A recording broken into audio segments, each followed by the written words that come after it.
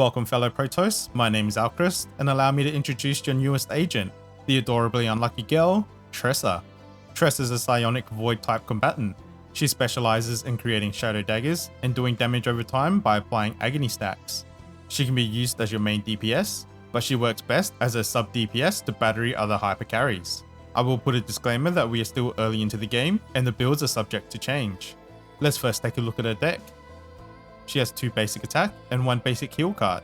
Her gimmick card is Unsheathed Dagger, a 1-cost skill that creates 2 shadow daggers. Shadow Dagger is a 0-cost attack that deals 50% damage and applies 2 stacks of agony.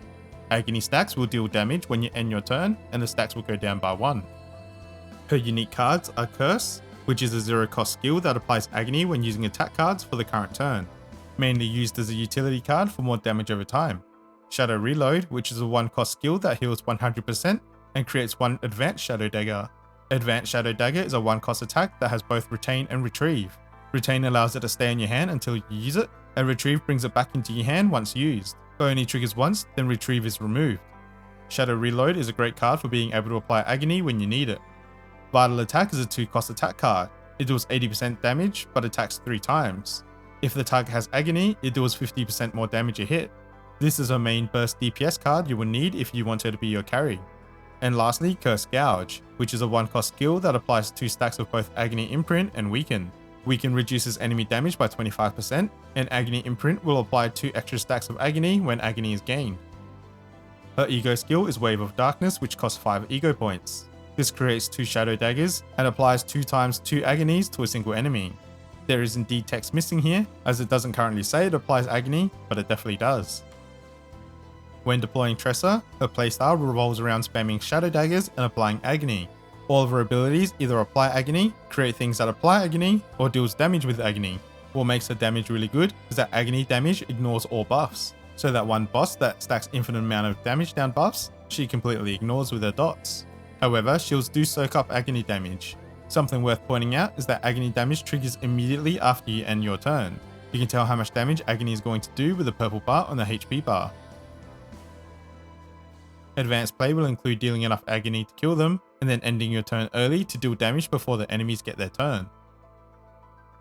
When it comes to her pros and cons, she is a completely free character and comes early in the story. Shadow Daggers are free to use and she can get a lot of them.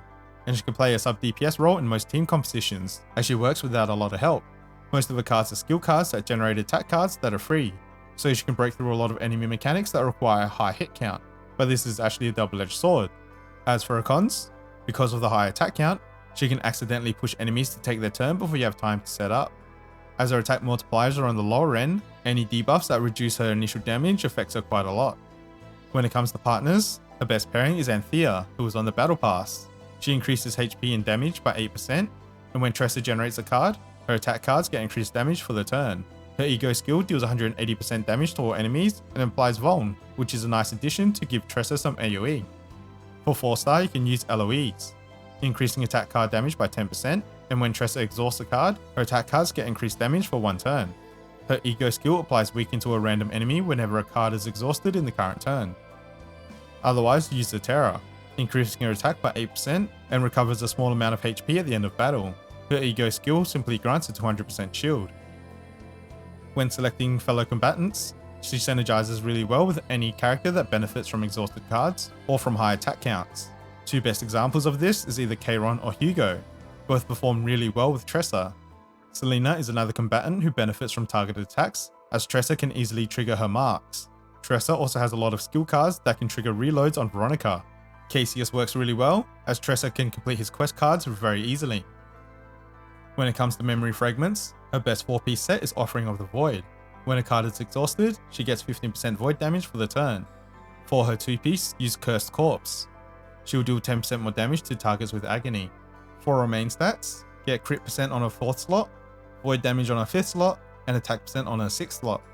Her substats are as follows: damage over time, void damage, attack, and then crit rate. Because CZN has a high crit damage base, you can focus on other stats. Try to get at least 30% damage over time to unlock her potential, which I'll explain later on. I will now go over 3 examples of team setups. The first one is what I like to call Shadows into the Abyss. Tressa is a sub DPS to Charon, and the main gimmick here is to use Charon's high cost skills with Tressa weaving in her low cost. For the third slot, use either Mika for the AP generation or Nia to play free cards. This follows a base build, but when it comes to selecting cards, Curse Gouge, Shadow Reload, and Curse are all fine additions. Thinning a deck is important, so avoid getting Vital Attack as it's too expensive to run with Charon, and try to remove a base heal card. When selecting Epiphanies, make Unsheathed Dagger create more daggers. Otherwise, making it a 0 cost works too. Making it an upgrade that creates 1 dagger per turn isn't the best for this setup, but it can work for consistency. Shadow Reload using all your action points might sound bad for Charon, but can combo with one of his cards to deal massive damage in a single turn. Otherwise, just make it create more daggers. The curse card itself isn't super important, so you can pick either of the Epiphanies that keep it at 0 cost. As for common cards, Gear Bag is amazing as it allows you to draw 2 cards for basically free, as it's a combo card which triggers automatically when playing another card. And Rally is a 0 cost draw card which pushes enemies' turn counts by 3, which is great for countering Tressa's con. Here is the deck example with Charon. Save exhausting cards to combo with Charon's Brand of Annihilation. Drawing either Unsheathed Dagger or Shadow Reload, or using Tressa's Ego skill will basically make his powerhouse card free. You can use either of these Brand of Annihilation cards on Charon. One deals massive AoE damage, and another one deals damage twice. Both of these scale on exhausted cards. Mika's cards are based on generating more action points in a turn.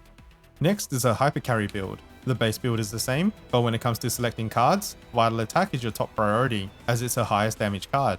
Thinning your deck is important, so remove a base heal card, and if possible, remove a base attack cards too, but it's not super important if you can't. When selecting Epiphanies, 200% damage times 2 on a Vital Attack is the best damage Epiphany, but the 150% times 3 and another 10% per agony could potentially outdamage it. The other Epiphanies are fine too, but doesn't scale as much as the first two. Creating more daggers is always good, and 2 daggers that deal more dot is also good. Making Shadow Reload 2 cost is better than you think, as it has Retain, so you can hold this card till you get a turn where you can draw a lot of Shadow Daggers for massive damage. Any of the Curse Epiphanies work, as they all apply more damage.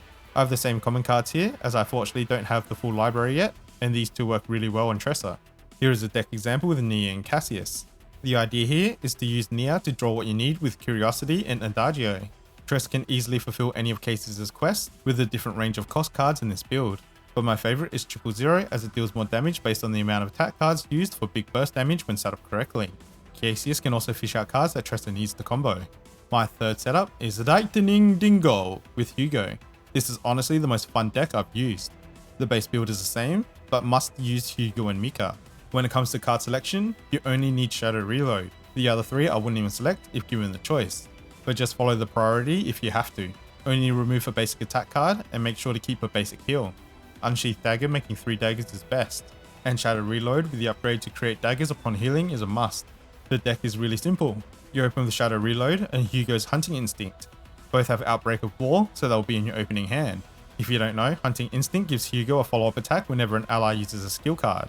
Most of Tressa and all of Mika's heals are skill, and each time Mika heals, a Shadow Dagger is created. You will have 0 problems playing all of your cards every turn and watching Hugo say, "Ike! Lightning Dingo!" over and over in a single turn. This deck just plays itself. Just throw heals into whatever cards and watch the insanity. This is honestly one of the most broken setups I've had the experience to use, and it's hilarious how much damage you deal. And even if the enemy deals damage back, Mika will just heal up while also being a battery to both Hugo and Tressa to go insane. We'll finish off by quickly looking at her potentials and Manifest Ego. Her first potential adds agony to a basic attack, making them more versatile to keep in decks. Her second potential further enhances her basic attack card damage by 5%, and another 5% if her damage over time stat is at 15% or greater. And her third potential increases her overall void damage by 4%, and another 4% if her damage over time is at 30% or higher. And lastly, her Manifest Ego, at E1 reduces her Curse Gouge cost by 1. At E2, using Shadow Daggers at enemies that already have agony deals 20% more damage. E3 is an increase to generic cards. At E4, her Ego skill now adds 2 more agony. E5 is another generic increase to cards. And at E6, defeating an enemy with agony will create a Shadow Dagger. And that wraps up this introduction to Tressa. I hope this guide helps, and please share your Tressa builds, as the roguelike nature of this game will create endless builds. Until next time, see you on board the SS Nightmare, Protoss.